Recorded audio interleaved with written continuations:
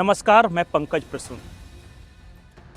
दोस्तों, इस वक्त पूरा दुनिया का ध्यान सिर्फ 3 जगहों पर है। रूस और यूक्रेन के बीच क्या चल रहा है, इजराइल और गाजा में क्या चल रहा है, या भारत पाकिस्तान के बीच क्या चल रहा है। इसे आप ईरान में भी जोड़ सकते हैं कि ईरान और चाइना, भारत पाकिस्तान, इस खित्ते में क्या चल रहा है। इस रुचि को हम एक एक करके डिकोड करते हैं। सबसे जो कॉम्प्लेक्स सिचुएशन है वो है रूस और यूक्रेन। आप जानना चाहते होंगे कि रूस और यूक्रेन में जंग कौन जीत रहा है, रूस या फिर यूक्रेन। और यूक्रेन का मतलब कुछ नहीं है कि यूरोप की पूरी शक्ति, नाटो की सेना है, उसका हथियार, अमेरिका की शक्ति, उसका सेना, उसका हथियार।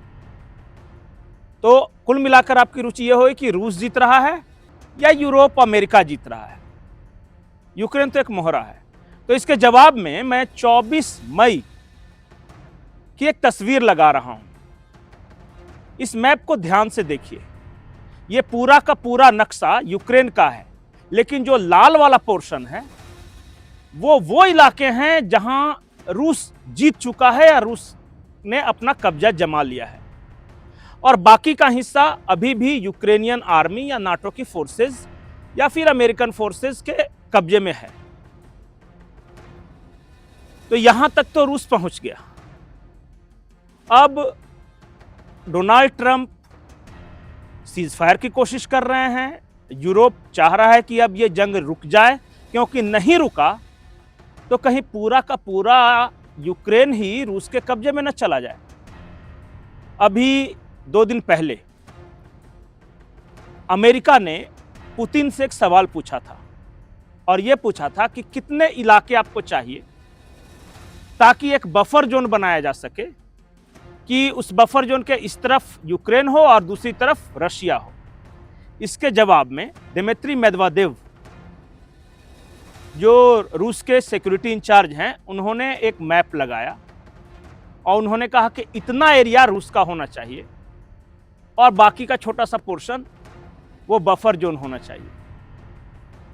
अब आप ध्यान से देखिए, जो दिमित्री मेदवेदेव ने जो लगाया है उसके अनुसार रूस इनडायरेक्टली ये कह रहा है कि पूरा का पूरा यूक्रेन हमारा है, और थोड़ा सा पोर्शन जो यूरोप से सटा हुआ है उसको आप बफर जोन बना सकते हैं। वहां भी यूक्रेन नहीं रहेगा, बफर जोन रहेगा। इसका मतलब रशिया भी ये मान रहा है कि अंत में जीत उसी की होगी, बस समय जितना लग जाए।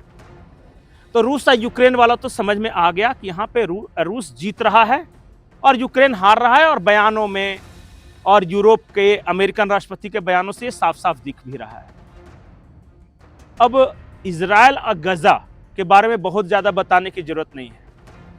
हर किसी को पता है कि गजा का बाजा बज गया, और वहां सिर्फ अब खंडहर, भूखे लोग, संयुक्त राष्ट्र का ह्यूमैनिटेरियन मदद जो मिल रही है वो, यही सब कुछ दिख रहा है। अब सवाल सिर्फ इतना है कि कितने वक्त में इजराइल और अमेरिका मिलकर गजा को खाली करा देंगे, और ट्रंप के अनुसार रिविएरा ऑफ ईस्ट वो कब तक बनेगा और कब तक ये सब जो कूड़ा कबाड़, ये मलबा है, ये सब साफ कर सकेंगे। अब मूल सवाल वहां पे आ गया है।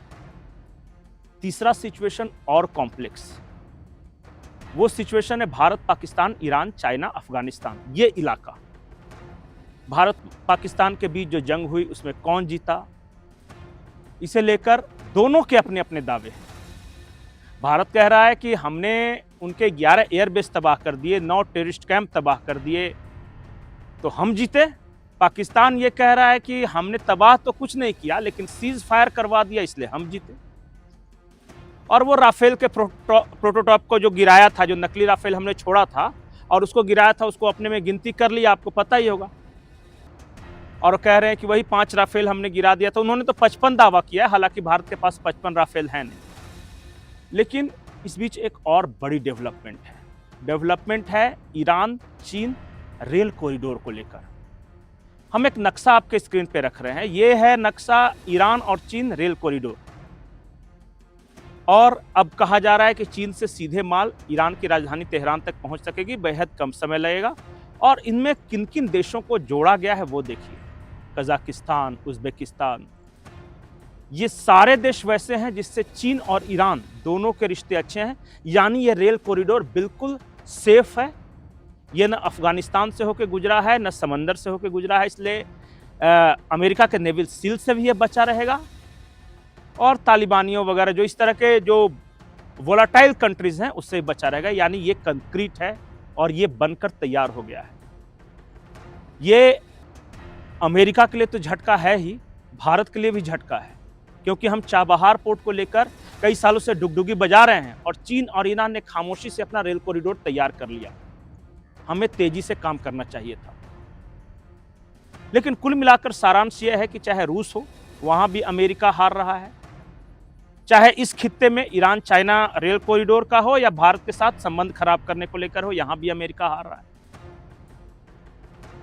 सीरिया में जिस तरह तख्ता पलट हुआ और ट्रंप पलट गए, वहां एक अमेरिका की जीत है, लेकिन तमाम जगहों पे अमेरिकी रणनीति हार रही है। और मैं एशिया के बारे में इसलिए कहूंगा क्योंकि आप बताइए कि अगर आपको भारत जैसे विशालकाय इकोनॉमी या चीन जैसे देश के साथ दोस्ती का ऑप्शन मिले, लेकिन आपको मिले पाकिस्तान और बांग्लादेश जैसे दोस्त, तो इसे आप हार ही कहेंगे।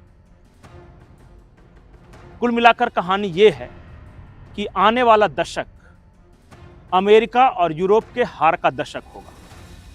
आने वाले दशक में चीन, भारत, रूस ये सब नए वर्ल्ड ऑर्डर के लीडर होंगे। आने वाले दशक का बाजार एशिया का बाजार होगा। सारा इकोनॉमी का नर्व सेंटर चीन और इंडिया होंगे।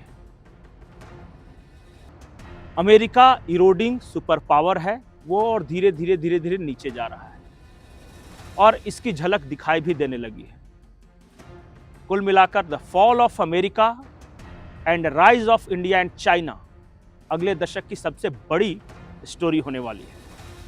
आपको क्या लगता है? कमेंट सेक्शन में जरूर बताएं। नमस्कार।